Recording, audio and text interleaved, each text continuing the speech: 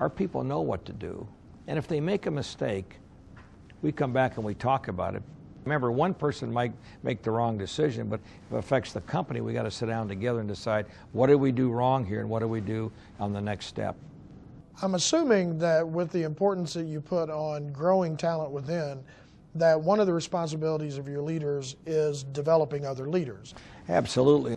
We have 40,000 people, but it's broken down into each one of the businesses. One of the key metrics that we look at all the time is with less turnover. The problem is in many businesses, there's no turnover. It's ironic because you need some turnover, and that's managed turnover from the bottom. What we do with senior leaders that come into our top jobs, we'll go to a third-party coach to give them some metrics that we might not be able to handle because of the daily job we're doing. But I like to go to a third party in many cases because they can have a clear idea of what are the requirements for an executive. And I think there's some great people out there that we can call on, and that's because we don't have an organization that's fat with a lot of extra folks, and I think that's been very powerful. We also take 25 or 30 people a year and put them through NADA school. That's the National Automobile Dealer School. And these are maybe a woman that might have been a receptionist.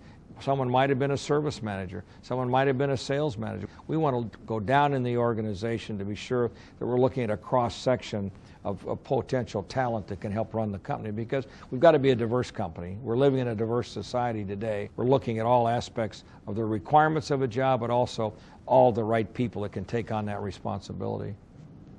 Is there a time when it's acceptable for one of your teams to not be moving for first place in a particular race? Is it ever okay that they're not going to be number one? If you look at racing, reliability is first. Because if you don't finish, you can't finish first. We have to have drivers that understand that the goal is to finish the last lap, not the first lap. There's got to be harmony between where we are in the race, what are the expectations, and what you might find out. In many races we get into, we're going to be very happy, to finish third or fourth or fifth or sixth maybe. A weekend ago we were glad to get a 10th place finish in the top 10. But we learned from that because you can't average there. You got to win or you don't win. We were fortunate this year to win that big race, and we've tried for many years, but over the long season it's like 12 months in your business.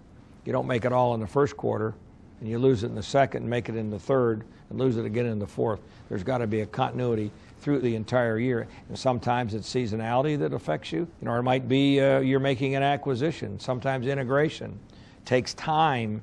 We find very good people within these acquisitions that will really come into our culture and be part of our team, and it's the same thing in racing.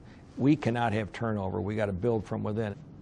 Universal Technical Institute is a training company that trains about 18,000 technicians a year.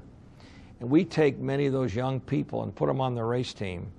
These are kids 18, 19, and 20 years old who are becoming our best technicians, because we can mold those people. We know who these people are, and they want that movement, and that's how we retain our people too, because we grow and we also give them opportunities to grow within the organization.